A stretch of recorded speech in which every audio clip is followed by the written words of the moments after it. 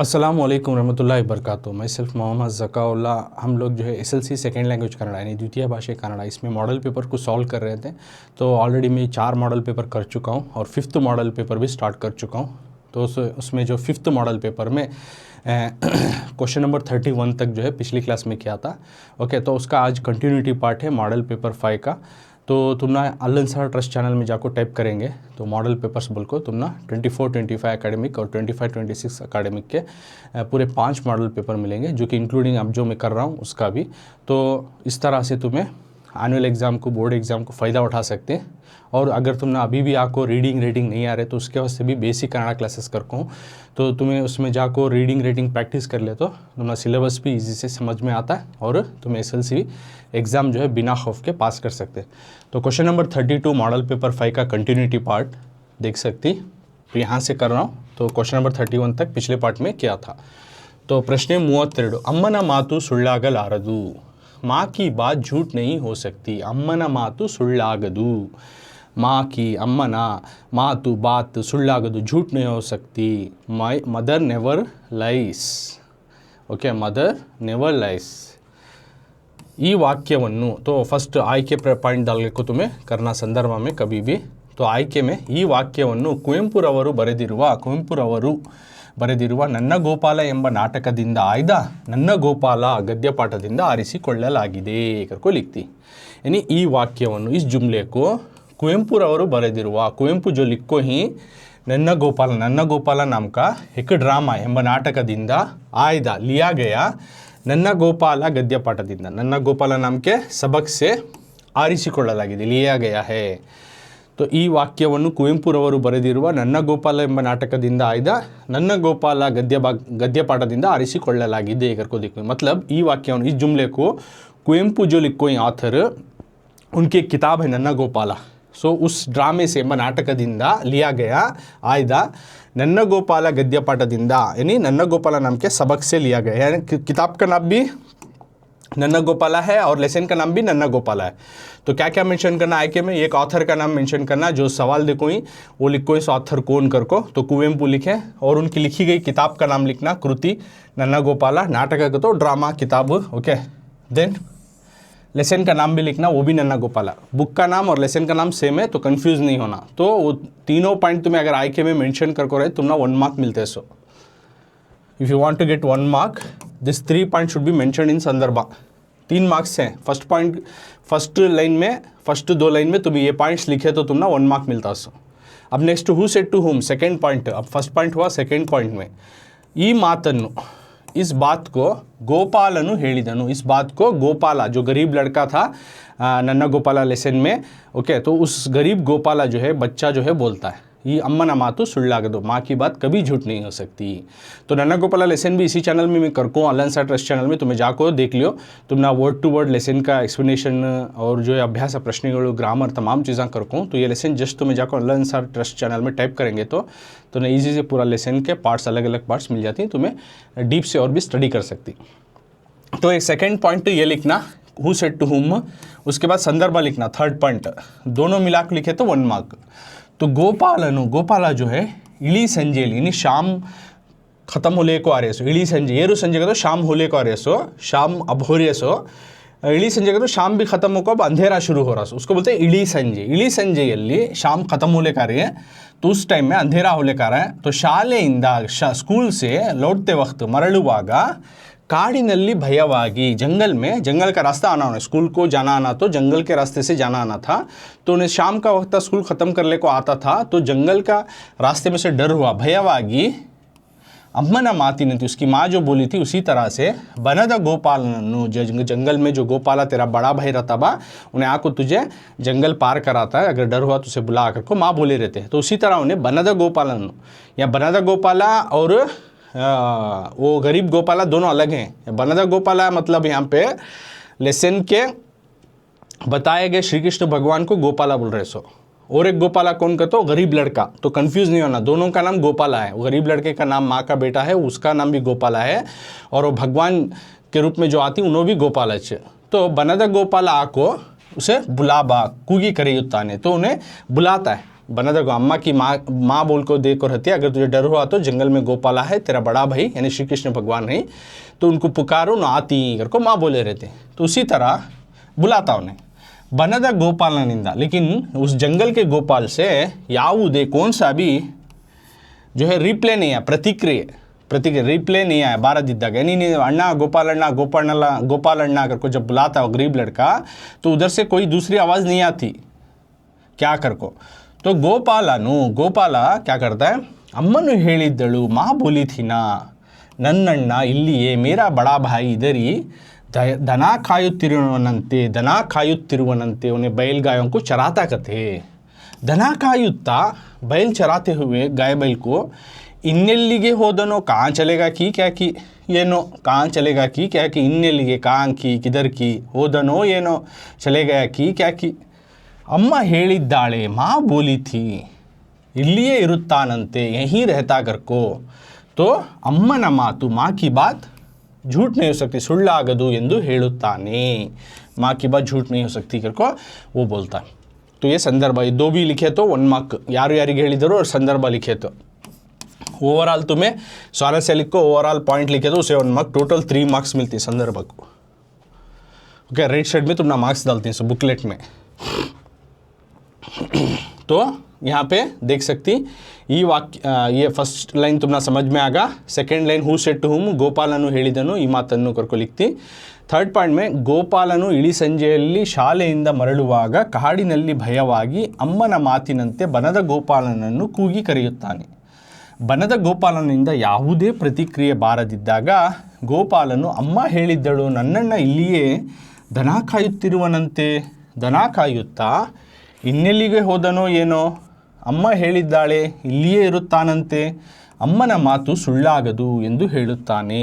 मतलब गोपाला इस शाम होते हुए वक्त में जो है शाम का वक्त ख़त्म होने का वक्त था, तो जो का जंगल के रास्ते में आने के टाइम में डर होता है उसे, स्कूल से लौट रहा है तो शाम का वक्त होले को आ रहा है, गोपाला को जंगल के रास्ते में डर होता है तो उसे याद आती है माँ बोली थी करके। उस तरह से माँ की बात के हिसाब से जंगल में जो गोपाला है उसको पुकारता है, गोपालಣ್ಣ इल्ली दिया बारಣ್ಣ करको। तो उधर से बनद गोपालनिंद ಯಾವುದೇ प्रतिक्रिया बारदिद्दाग, उधर से उसके बड़े भाई गोपाल या श्री कृष्ण भगवान कोई रिप्लाई नहीं आता। तब इन्हें दोबारा माँ बोली थी मेरा भाई इधर ही छता है, बैल गायों को चरा लेकर रहता है, हाँ दना कायुत्ता ಇನ್ನೆಲ್ಲಿಗೆ ಹೋದನು, बैल चराते कहाँ चलेगा की क्या की ना, माँ बोलिए तो झूठ नहीं सकता, इल्लिये इरुवनंते इरुत्तानंते इधर ही छतागते उन्हें करको दोबारा उन्हें पुकारता है। तो उस टाइम में ये जुमला आता सो अम्मನ ಮಾತು ಸುಳ್ಳಾಗದು, माँ की बात झूठ नहीं हो सकती। ये थर्ड पॉइंट हुआ। फोर्थ पॉइंट में स्वारस्य लिखती हूँ तुम्हें, मज़ेदार किस्म की बात क्या करको लिखना। इल्ली ಗೋಪಾಲನಿಗೆ मज़ेदार की बात यहाँ शुरू होते। फोर्थ पॉइंट, इल्ली ಗೋಪಾಲನಿಗೆ ತನ್ನ ಅಮ್ಮನ ಮಾತಿನ ಮೇಲೆ ಇರುವ ನಂಬಿಕೆ ಸ್ವಾರಸ್ಯಕರವಾಗಿ ಮೂಡಿ ಬಂದಿದೆ। तो यहाँ पे इल्ली इधर इस लेसन में गोपालनिಗೆ उस गरीब लड़के गोपाल को तन्ना अम्मನ मातिना अपने माँ के बात के ऊपर मेले, तन्ना अम्मना अपने माँ के मातिना बात के मेले ऊपर, अपने माँ की बात के ऊपर इरुवा नंबिके रहने वाली जो एक भरोसा, माँ के बात के ऊपर रखने वाली भरोसा, उन्हें माँ के ऊपर कितना भरोसा करता है को एक मज़ेदार किस्म से यहाँ पे बताया गया। मूडी बंदी थे स्वारस्यकरवागी, तो मज़ेदार किस्म से बताया गया उस बात को, यानी माँ के बात के ऊपर जो है उसे कितना भरोसा है, कितना बिलीव करता है उन्हें अपने माँ को। सो ये पूरे पॉइंट लिखे तो तुम ना 3 मार्क्स मिलती हूँ संदर्भ को। तो फर्स्ट पॉइंट आई के यानी सिलेक्शन कोसा लेसन से लिंक करको, तो उसमें ऑथर का नेम, सब किताब का नाम और सबक का नाम, किताब का नाम और सबक का नाम सेम है, कंफ्यूज नहीं होना। Who said to whom, next Gopal ಹೇಳಿದನು, देन संदर्भ, इसमें कितने पॉइंट याद हो सकती उतने लिखो। ओके, तुम्हें कितने पॉइंट्स याद हो सकती उतने लिखो। अगर पॉइंट्स रहे तो तुम ना 3 मार्क्स मिल जाती हैं। अगर 1-2 पॉइंट्स तुम्हें मिस कर रहे तो भी इस संदर्भ में वो पॉइंट्स बराबर लिखती, वो पॉइंट्स हु सेड टू हुम संदर्भ में जब लिखती 1-2 पॉइंट भूल गए तो भी नो प्रॉब्लम, लेकिन पॉइंट बस ऐसा सीखना। पहला पॉइंट आई के, सेकंड पॉइंट याರಿಗೆ ಹೇಳಿದರು एक लाइन में लिखो, थर्ड पॉइंट संदर्भ से स्टार्ट करो, फोर्थ पॉइंट में स्वारस्य अगर डाल को आखिरी लाइन लिखो। ऐसा पॉइंट फॉलो करको तुम्हें लिखे तो 3 मार्क्स इजीली तुम्हारे होते हैं। अगर संदर्भ में पूरे पॉइंट याद नहीं, कितने होती उतने लिखो, तुमने मार्क्स मिलती। तो इस तरह से मार्क्स दिया जाता है। तुम्हें अगर अटेम्प्ट करना नहीं सका है तो क्या होता है, 0 मिलता है, नथिंग देन समथिंग। लास्ट में तुम्हें वो ऑप्शन भी रेडी रहना। नेक्स्ट ಕ್ವಶನ್ ನಂಬರ್ 33, ಎಲ್ಲರ ಎದೆಗಳ ತುಂಬ ಸವಿ ಚೈತ್ರವು.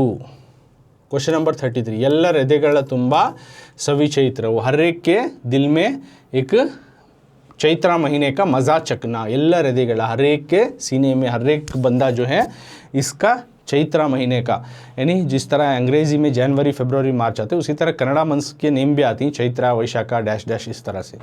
तो ಎಲ್ಲರ ಎದೆಗಳ ತುಂಬ सभी चैत्र, हर एक के मन में जो है, हर एक के जानदार चीज़ में जो है एक इस चैत्रा महीने का मज़ा चखना, मज़ा चकरी. ये सभी चैत्रा का कर को मालूम हो, तो हैंड देखो, सभी चैत्रा कर को. तो ये पोएम भी मैं ऑलरेडी अलंसर ट्रस्ट चैनल में कर को हूँ. पोएम जो है रीडिंग, फिर उसको हर एक वर्ड को जो है डिटेल से मैं उर्दू में बता को हूँ, और उसके अभ्यास प्रश्नಗಳು जो भी आती हैं वो भी बता को. डिटेल होना तो तुम्हें जाको वो लेसन वो पोएम के बारे में देख ले सकती अलंसर ट्रस्ट चैनल में. तो ಈ ವಾಕ್ಯವನ್ನು, इस वाक्य को, इस सेंटेंस को बसवराज सबर, फर्स्ट पॉइंट आई के आता, तो मैं पढ़ने को जा रहा हूँ, तुम बार बार बताता नहीं. तो आई के फर्स्ट पॉइंट सिलेक्शन कर को क्या, ಈ ವಾಕ್ಯವನ್ನು ಬಸವರಾಜ ಸಬರದ ಅವರ ಸಿಸಿಪಸರ ಸುತ್ತು ಕವನ ಸಂಕಲನದಿಂದ ಆರಿಸಲಾದ ಸವಿಚೈತ್ರ ಪದ್ಯದಿಂದ ಆಯ್ದುಕೊಳ್ಳಲಾಗಿದೆ. तो आयके कर को डालती सिलेक्शन, मतलब ये लाइन किससे सेलेक्ट किया गया, किस लेसन से, किस ऑथर को ही, किस किताब से ले गई. तो दैट इज़ कॉल्ड आयके सिलेक्शन कर को फर्स्ट पॉइंट डालना तुम्हें. तो यहाँ पे ಈ ವಾಕ್ಯವನ್ನು ಬಸವರಾಜ ಸಬರದ ಅವರ ಸಿಸಿಪಸರ ಸುತ್ತು ಕವನ ಸಂಕಲನದಿಂದ ಆರಿಸಲಾದ ಸವಿಚೈತ್ರ ಪದ್ಯದಿಂದ ಆಯ್ದುಕೊಳ್ಳಲಾಗಿದೆ. यानी इस वाक्यವನ್ನು नको पोएम का होने की वजह से सालन्नु डालो, ई सालन्नु, इस नज़म के लाइन को पोएम आया तो सालन्नु डालो, लेसन आया तो वाक्य कर को डालो. सेंटेंस लेसन में आता सो, सालू कर को पोएम में आता सो. तो ई सालन, इस लाइन को बसवराज सबरदा वरा, बसवराज सबरदा जो लिखो ही उनका सिसिपसरा सुत्तु नाम के कवना संकलन, उसकी जो है किताब से कवना संकलन का, तो उनकी एक किताब काल सिसिपसरा सुत्तु, इस किताब से लेको ही, और उस नज़म का नाम है सविचैत्रा पद्या, सविचैत्रा नज़म का नाम है. इससे इससे इस लाइन को, सवाल वाले लाइन को लिया गया है. सवाल वाले लाइन को किससे लिया गया है वो लिखती आय के सिलेक्शन. तो ಈ ಸಾಲನ್ನು ಬಸವರಾಜ ಸಬರದವರ, ಬಸವರಾಜ ಸಬರದ जो लिखो ही सिसिपसरा सुत्तु नाम का पोएम है, तो उस पोएम में, सॉरी उस किताब से जो सविचैत्र नाम का नज़म से इस लाइन को लिया गया है. सवालನ್ನು ಈ ಸಾಲನ್ನು ತೆಗೆದುಕೊಳ್ಳಲಾಗಿದೆ. Next who said to whom, second point. अब यहाँ से ಈ ಮಾತನ್ನು ಕವಿ ಜನರ ಮೇಲೆ ಚೈತ್ರ ಮಾಸವು ಬೀರುವ ಪರಿಣಾಮವನ್ನು ಕುರಿತು ಹೇಳುತ್ತಾರೆ. ಈ ಮಾತನ್ನು, इस बात को कवि पोएट जो है बसवराज सबरदा, जो कि सविचैत्रा नज़म लिखो उन्होंने, जनर मेले, लोगों के ऊपर इस चैत्रा मंथ, चैत्रा का महीना जो है, बीरुवा, जो उससे असर होने वाले परिणामों के बारे में, उससे क्या असर होता है, इस महीने से क्या लोगों पर असर होता है, क्या जानदार चरिंदे परिंदे इंसान हर एक के ऊपर क्या असर होता है करको बोल रही सो. कुरितु हेಳುತ್ತಾರೆ, क्या असर होता है इस महीने में. तो this sentence said by the poet. तुम्हें आता पूरा याद नहीं होता. ಈ ಮಾತನ್ನು ಕವಿ ಜನರಿಗೆ ಹೇಳುತ್ತಿದ್ದಾರೆ, ಓದುಗರಿಗೆ ಹೇಳುತ್ತಿದ್ದಾರೆ, लिखे तो भी नो प्रॉब्लम, बट ये मेंशन करको रहना. ओके, तो फर्स्ट पॉइंट तुम्हें लिख डाले तो आई के सिलेक्शन उसे 1 मार्क. अब सेकेंड पॉइंट को देखो, हु सेड टू हुम लिखना, और ये संदर्भ डिटेल से लिखना, उसे 1 मार्क. अब संदर्भ में क्या है देखो, यहाँ से शुरू होता, अब जो कि सेकेंड मार्क लेना तुम्हें. ಯಾರ್ಯಾರಿಗೆ ಹೇಳಿದರು ದೆನ್ನಿಯ ಕಂಟಿನ್ಯೂಟಿ. ಯುಗಾದಿ ಹಳತನ್ನು ಮರೆತು ಹೊಸತನವನ್ನು ತರುವ ಸಂಭ್ರಮದ ದಿನ, ಬದುಕಿನಲ್ಲಿ ಕಷ್ಟ ಸುಖಗಳನ್ನು ಸಮಾನವಾಗಿ ಸ್ವೀಕರಿಸುವುದರ ಪ್ರತೀಕವಾಗಿ ಬೇವು ಬೆಲ್ಲವನ್ನು ಪರಸ್ಪರ ವಿನಿಮಯ ಮಾಡಿಕೊಳ್ಳುತ್ತೇವೆ. ಆದರೂ ಯುಗಾದಿಯಲ್ಲಿ ಕಷ್ಟದ ಪ್ರತೀಕವಾದ ಬೇವಿನ ಕಹಿ ಕಡಿಮೆಯಾಗಿ ಸಂತೋಷದ ಪ್ರತೀಕವಾದ ಬೆಲ್ಲದ ಸಿಹಿ ಹೆಚ್ಚಾದಂತೆ ಎಲ್ಲ ಜೀವ ಸಂಕುಲ उत्साहದಿಂದ ಇರುತ್ತದೆ. मतलब इसमें क्या लिखती हैं तो युगादि, युगादि की फेस्टिवल जो है हड़तन्नु, पुरानेपन को मरेतु भुलाकर, ಹೊಸತನವನ್ನು एक नएपन को तरुवा, लाने वाला, ಸಂಭ್ರಮದ ದಿನ, एक सेलिब्रेशन का दिन. ಬದುಕಿನಲ್ಲಿ ಜಿಂದಗಿ में कष्ट सुखಗಳನ್ನು, यानी गम और सुख को, गम और सुख को, बुराई खुशी, गम और खुशी को समान और इक्वली बराबर रूप में स्वीकरिसुವುದರ लेना, उसका प्रतीक, उसके हिसाब से बेऊ बेल्लವನ್ನು नीम और गुड़ को परस्पर आपस में जो है विनिमय ಮಾಡಿಕೊಳ್ಳ, आपस में हमें उसका एक निशान मानते हुए नीम और गुड़ को जो आपस में डिस्ट्रीब्यूट कर लेती हैं, परस्पर विनिमय ಮಾಡಿಕೊಳ್ಳುತ್ತೆ आपस में। इस दिन जो है युगादि के दिन, फेस्टिवल के दिन हमें क्या करती हैं, नीम और गुड़ को आपस में बांट लेती हैं, दे लेती हैं। आदरू फिर भी युगादि में कष्टद प्रतीकवाद, यानी जो मुश्किल हाल, जो कठिनाइयों का एक निशानी के तौर पर बेविना कहीं नीम का जो कड़वाहट कड़िमेयागी कम होकर संतोषद प्रतीकवाद, एक खुशी का निशान के तौर पर बेल्लद सिही, गुड़ का जो मीठा बढ़ता है, ಹೆಚ್ಚಾದಂತೆ ಎಲ್ಲ जीव संकुल, सभी जानदार चरिंदे परिंदे इंसान सबों में जो है उत्साहದಿಂದ एक एक्साइटमेंट रहता है, ಇರುತ್ತದೆ ಎಂದು कवि इस तरह से पोएट जो है वर्णिಸುವಾಗ बताते वक्त ಎಲ್ಲರ ಹೃದಯಗಳ ತುಂಬ हर एक के दिल में सवी चैत्र ಎಂದು ಹೇಳಿದ್ದಾರೆ। हर एक के दिल में जो है सवी चैत्र का महीना बसता है, इसका मज़ा चखते हैं। ओके, तो इसमें क्या लिखती, फर्स्ट ಈ ಮಾತನ್ನು कवि ಜನರ ಮೇಲೆ ಒತ್ತ पूरा नहीं होती, ಈ ಮಾತನ್ನು कवि ಓದುಗರಿಗೆ ಹೇಳುತ್ತಿದ್ದಾರೆ लिखदलो, who said to whom, second point आगा। थर्ड पॉइंट, युगादि जो है पुरानेपन को भुलाकर एक नएपन को लाने का वो त्यौहार, युगादि का त्यौहार जो है पुरानेपन को, पुराने दिनों को भुलाकर एक नए दिन को लाने वाला एक खुशी का लहर का दिन। ओके, ज़िंदगी में गम भी आती हैं, खुशी भी आती है, इनको इक्वली हमें एक्सेप्ट करना। इस तौर की निशानी के तौर पर इस ईद के त्यौहार, इस युगादि त्यौहार के दिन, फेस्टिवल के दौरान नीम और गुड़ को आपस में एक दूसरे को बांट लेती। ओके, फिर भी युगादि का जो गम के निशानी तौर पर जो नीम का कड़वाहट कम होकर खुशी का जो है एक निशान के तौर पर जो है गुड़ की ज़्यादा हो सका, मिठास ज़्यादा हो सका, हर एक के दिल जो है, हर एक के जानदार चीज़ जो है बहुत एक्साइटमेंट से रहती हैं, बहुत उत्साह से रहती हैं। करको पोएट इस महीने की, इस दिन की, इस महीने की स्पेशलिटी को बताते तौर पर ये सेंटेंस को बोल रही हैं। ये हुआ संदर्भ। अब स्वारस्य, फोर्थ पॉइंट, मज़ेदार किस्म की बात लास्ट में है, देखो उसको स्वारस्य बोल को लिखना। इल्ली चैत्ರದ वर्णन, यहाँ पर चैत्र महीने का जो है डिस्क्राइब जो कर रहे हैं वो बहुत ही मज़ेदार किस्म है, स्वारस्यवाಗಿದೆ, यानी चैत्र का महीना कैसा खूबसूरत होता है, कितना अच्छा होता है करको बोलने के दौरान उसको मज़ेदार किस्म की बात यहाँ पे बताई गई है। तो इतना पूरा लिखे तो ना 3 मार्क्स मिलती। तो संदर्भ के आज 2 मैं किया हूँ, 3-3 मार्क्स के, टोटल 6 मार्क्स। ओके, टोटल तुमने आती इसमें 5 क्वेश्चन, 3 क्वेश्चन पीरियड्स क्लास में मैं डिस्कस करके देख सकती, और मार्क्स भी देख लो यहाँ पे। फर्स्ट मार्क्स जो है कृति, कर्तृ और पठ्यद ಹೆಸರು को 1 मार्क, यानी कौन सा किताब, कौन ऑथर का नाम, किस लेसन से लिखे तो 1 मार्क, जो ऑलरेडी बोली हूँ। देन यारू यारिगे संदर्भ, किसने किससे कहा इस जुमले को, और संदर्भ कौन से मौके में इस सेंटेंस को कहा लिखे तो वो डिटेल से पॉइंट टू, उसे 1 मार्क। ओवरऑल तुम्हें वर्ड और स्वारस्य सब लिखो उसे 1 मार्क, टोटल 3 मार्क्स मिलती। तो 5 क्वेश्चन इसमें से टोटल तुमने 15 मार्क्स ईजिली ले जा। सर अगर तुमने वो पॉइंट याद नहीं हुआ, ये पॉइंट याद नहीं हुआ करको याद रख लिए तो सर मुझे ऑथर का नाम याद हुआ लेकिन किताब का नहीं याद हुआ, मुझे किताब भी लेसन का याद है एग्जाम के टाइम में, ऑथर का भूल गया। जो पॉइंट याद है उतना लिख कर आओ। सो 3 बनने के बजाय तुम ना 2 तो मिलती, 1 तो भी मिलता है, छोड़ कर तो 0, उससे तो बेटर है 1 और 2 तो लेकर आ जाए। ओके, तो ये तुम्हें सेकेंड ऑप्शन ये रखना, अगर तुम्हारा पॉइंट याद नहीं हो तो कितने याद होती उतने लिखो आना। ओके, और स्पीड भी थोड़ा बढ़ाना, तुम्हें 10-15 मिनट्स पेपर को पढ़ना, और पढ़ने को टाइम वेस्ट करना नहीं, आंसर भी लिखते हुए जाना, क्वेश्चन लिखने को टाइम वेस्ट नहीं करना। तो क्वेश्चन नंबर अब मेन नंबर 9th मेन में देख सकती क्या है तो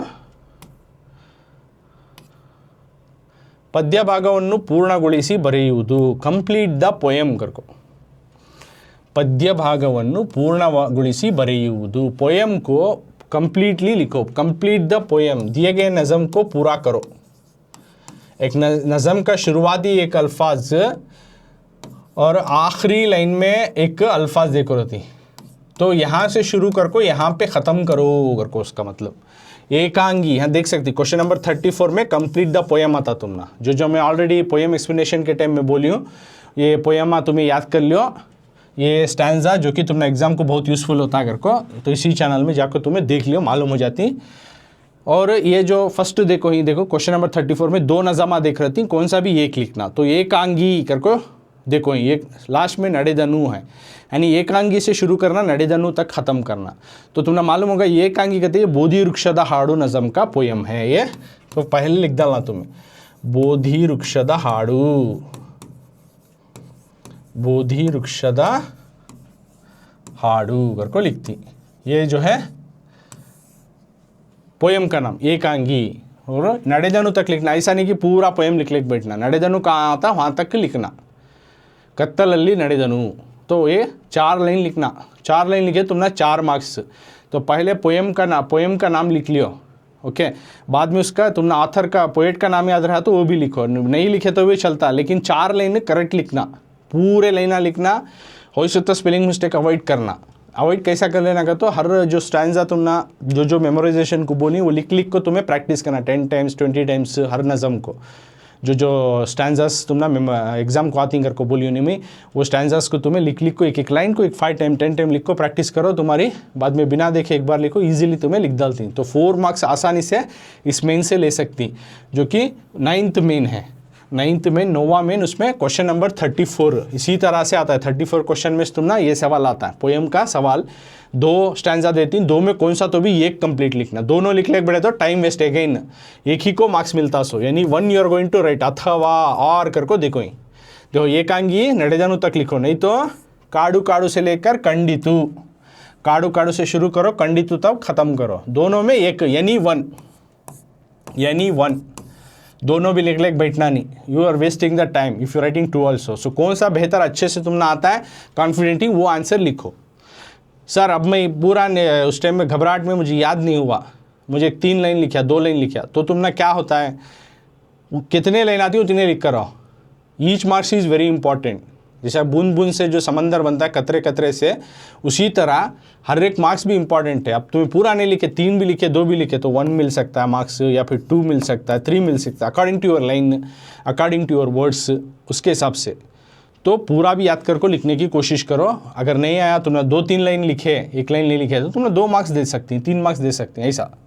ओके, तो अब एकांगी में देख लियो, इस तरह से नज़म रहता है। एकांगी वीरनंते मध्यरात्रि यद्दनु, ಮಡದಿ ಮಗುವ ತೊರೆದನವನು ಅಡವಿದಾರಿ ಹಿಡಿದನು, ಅರಮನೆಯ ಮೋಹವನ್ನು ಹರಿದು ಹಾಕಿ ಹೋದನು, ಗೊತ್ತು ಗುರಿಯೂ ಇಲ್ಲದಂತೆ ಕತ್ತಲಲ್ಲಿ ನಡೆದನು. ಏಕಾಂಗಿ ವೀರನಂತೆ ಮಧ್ಯರಾತ್ರಿ ಎದ್ದನು, ಮಡದಿ ಮಗುವ ತೊರೆದನವನು ಅಡವಿದಾರಿ ಹಿಡಿದನು, ಅರಮನೆಯ ಮೋಹವನ್ನು ಹರಿದು ಹಾಕಿ ಹೋದನು, ಗೊತ್ತು ಗುರಿಯೂ ಇಲ್ಲದಂತೆ ಕತ್ತಲಲ್ಲಿ ನಡೆದನು. बोधि वृक्षद हाड़ू का 2 भी नज़म, तो एक में बोलिया ये अच्छे से याद रहा, ये लिखो, नहीं तुम ना ये देखो है ये अच्छे से याद रहा तो ये लिखो, दोनों में एक लिखो, तो 4 मार्क्स आसानी से तुम्हारे।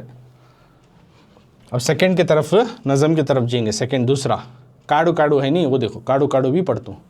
काड़ू काड़ू अलेदा अवगे, काड़ू काड़ू अलेदा अवगे, ಕಾಡು ಕಾಡು ಅಲೆದ ಅಮಗೆ ನಾಡಿನರ್ಥ ಹೊಳೆಯಿತು, ಕೋಗಿಲೆಯ ಹಾಡದೊಂದು ದೂರದಲ್ಲಿ ಕೇಳಿತು, ಬೆಳ್ಳಿ ಚುಕ್ಕಿ ಬಾನಿನಲ್ಲಿ ಆಗ ತಾನೇ ಬೆಳಗಿತು, ಬೋಧಿ ವೃಕ್ಷದಲ್ಲಿ ಮಹಾ ಬೆಳಕೊಂದು ಕಂಡಿತು.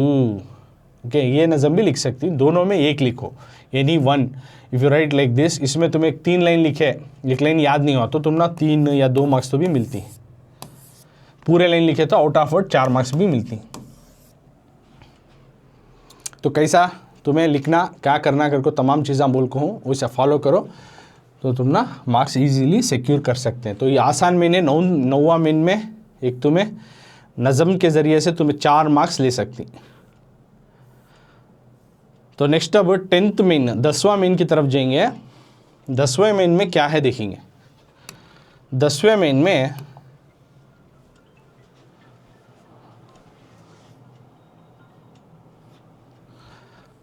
10वें मेन में क्या है देखेंगे। 10th मेन 8-10 ವಾಕ್ಯಗಳಲ್ಲಿ ಉತ್ತರಿಸಿ, 8 या 10 जुमले में जवाब लिखिए। 8-10 ವಾಕ್ಯದಲ್ಲಿ ಉತ್ತರಿಸುವುದು, आंसर इन 8 or 10 सेंटेंसेस। 8 या 10 लाइन में जुमलों में जवाब दीजिए, 8-10 ವಾಕ್ಯಗಳಲ್ಲಿ ಉತ್ತರಿಸುವುದು। विषयांश कंटेंट लिखे तो उसे 3 मार्क्स, यानी सवाल के ऊपर ही तुम्हें बराबर उसके रिलेटेड ही आंसर लिखे तो 3 मार्क्स। बाद में तुम्हारी लैंग्वेज स्टाइल कैसा है, कैसे वर्ड इस्तेमाल करी, लाइन फॉर्मेशन कैसा कर को लिखो ही, उसे 1 मार्क्स। टोटल 4 मार्क्स, एक सही जवाब को 4 मार्क्स। इसमें भी 2 सवाल देती, 2 में से कौन सा भी एक लिखना, दोनों भी लिखना नहीं। अथवा अगर को आते याद रख लियो, दिस और दिस और कर को, अथवा का मतलब वो और कर को। Either you write first question answer or either you write second question answer, यानी 4 मार्क्स इट इज़, 4 मार्क्स का है।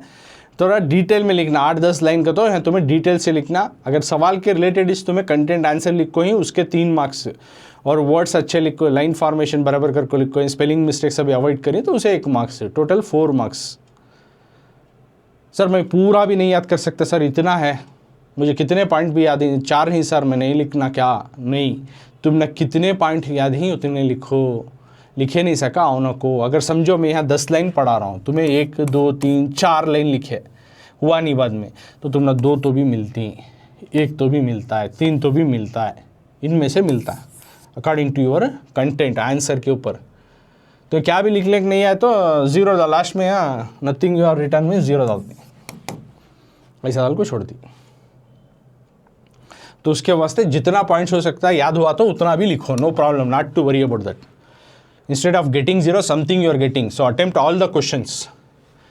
तो फर्स्ट क्वेश्चन देखो, क्वेश्चन नंबर 35 में, ಅಡಿಗರ ಪ್ರಕಾರ ಜೀವನ ಯಾವಾಗ ಸಾರ್ಥಕವಾಗುತ್ತದೆ ಎಂಬುದನ್ನು ನಿಮ್ಮ ಮಾತುಗಳಲ್ಲಿ ಬರೆಯಿರಿ। ಅಡಿಗರ ಪ್ರಕಾರ, ಅಡಿगा उनके हिसाब से जीवन यावग, जिंदगी जो है कब सार्थकवागुತ್ತದೆ, जिंदगी का मकसद पूरा होता है ಎಂಬುದನ್ನು, कने की जो है बात को ನಿಮ್ಮ ಮಾತುಗಳಲ್ಲಿ, अपने बातों में लिखो।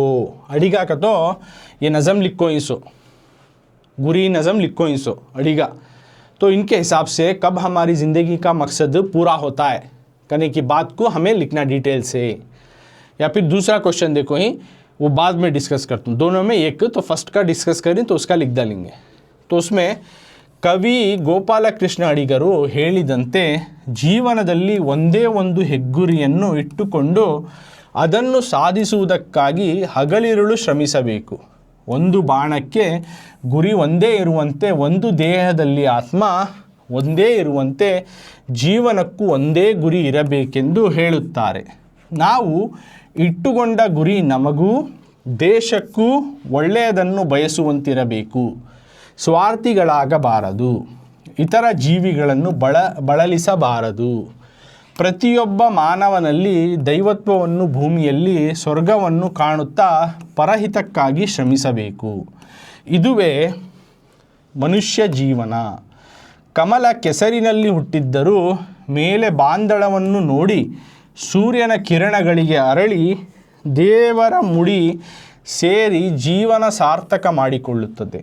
ಅದೇ ರೀತಿ ಮಾನವನು ಅಚಲವಾದ ಹೆಗ್ಗುರಿಯನ್ನು ಹೊಂದಿ ಅದರ ಸಾಧನೆಗೆ ಹಗಲಿರುಳು ಶ್ರಮಿಸಬೇಕು। ಗುರಿ ಸಾಧನೆಯ ಪಥದಲ್ಲಿ ಯಾವುದೇ ಅಡ್ಡಿ ಆತಂಕಗಳು ಬಂದರೆ ಅವುಗಳಿಗೆ ಹೆದರದೆ, ಧೃತಿಗೆಡದೆ ಅವುಗಳನ್ನು ಎದುರಿಸಿ ಮುನ್ನಡೆಯಬೇಕು।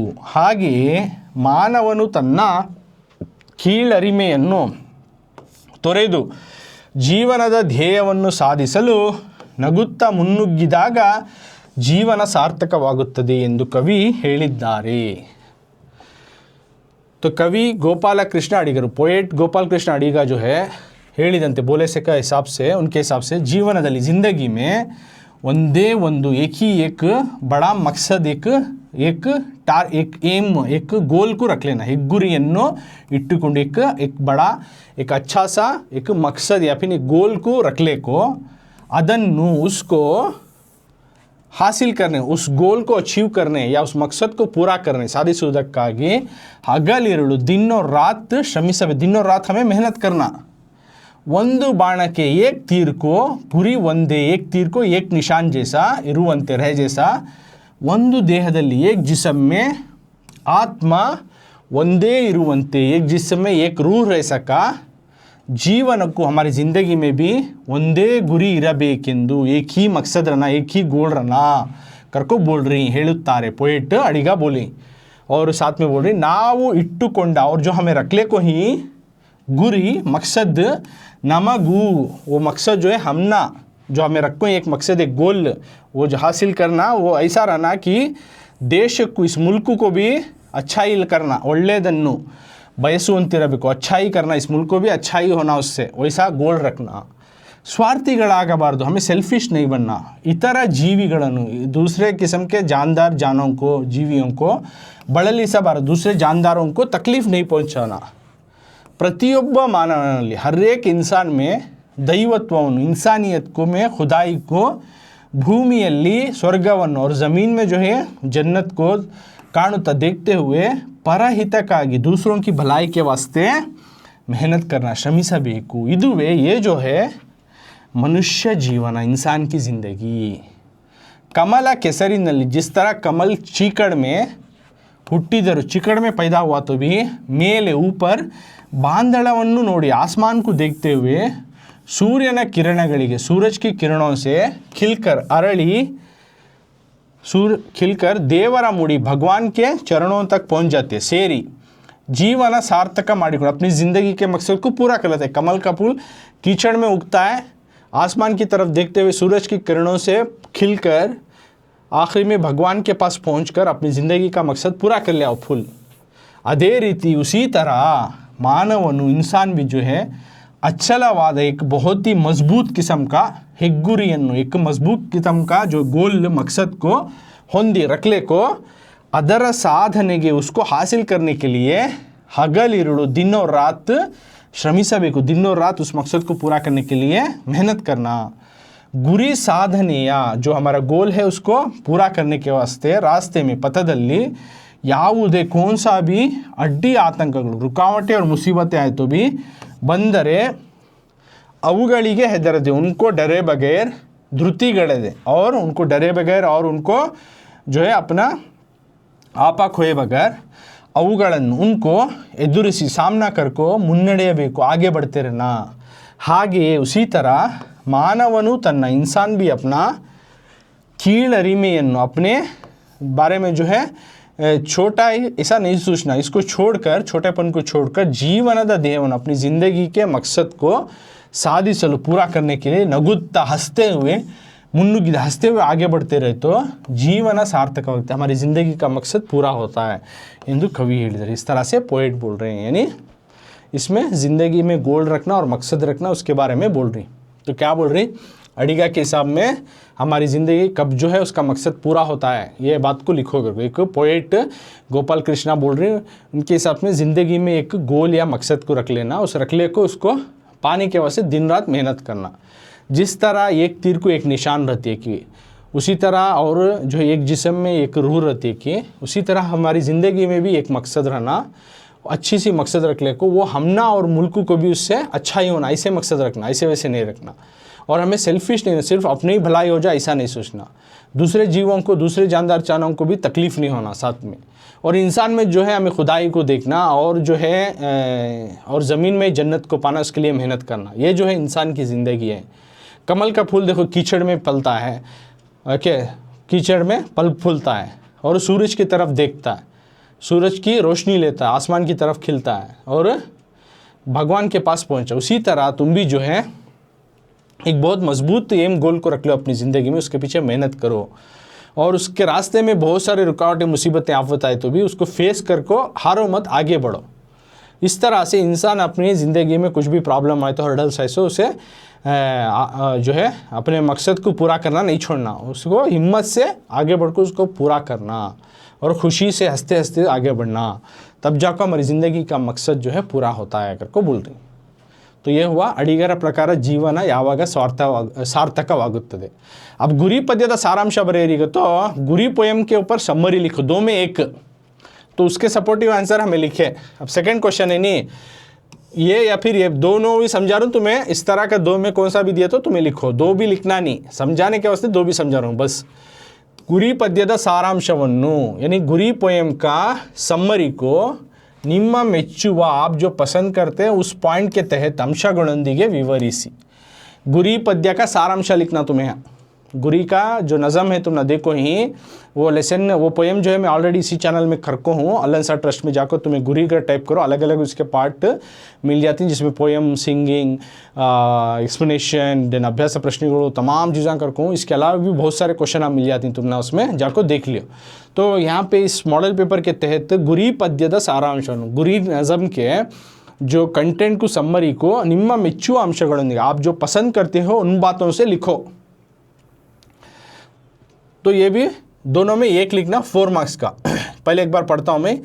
तो आंसर, ಕವಿ ಗೋಪಾಲಕೃಷ್ಣ ಅಡಿಗರು ಹೇಳಿದಂತೆ ಜೀವನದಲ್ಲಿ ಒಂದೇ ಒಂದು ಹೆಗ್ಗುರಿಯನ್ನು ಇಟ್ಟುಕೊಂಡು ಅದನ್ನು ಸಾಧಿಸುವುದಕ್ಕಾಗಿ ಹಗಲಿರುಳು ಶ್ರಮಿಸಬೇಕು. ಒಂದು ಬಾಣಕ್ಕೆ ಗುರಿ ಒಂದೇ ಇರುವಂತೆ ಒಂದು ದೇಹದಲ್ಲಿ ಆತ್ಮ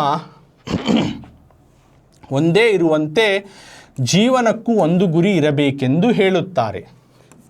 ನಾವು ಇಟ್ಟುಕೊಂಡ ಗುರಿ ನಮಗೂ ದೇಶಕ್ಕೂ ಒಳ್ಳೆಯದನ್ನು ಬಯಸುವಂತಿರಬೇಕು. सॉरी ये नहीं, ये आंसर पढ़ डाले already, sorry excuse me childrens. तो फर्स्ट वन का आंसर पढ़ दिया था। अब सेकेंड वन का जो सवाल समझा, गुरी का समरी यहाँ है, ಜೀವನಕ್ಕೆ ಒಂದು ಉತ್ತಮವಾದ ಗುರಿ ಇರಬೇಕು, ಆಗ ಜೀವನ ಸಾರ್ಥಕತೆ ಹೊಂದುತ್ತದೆ. ಕಮಲ ಕೆಸರೊಳಗೆ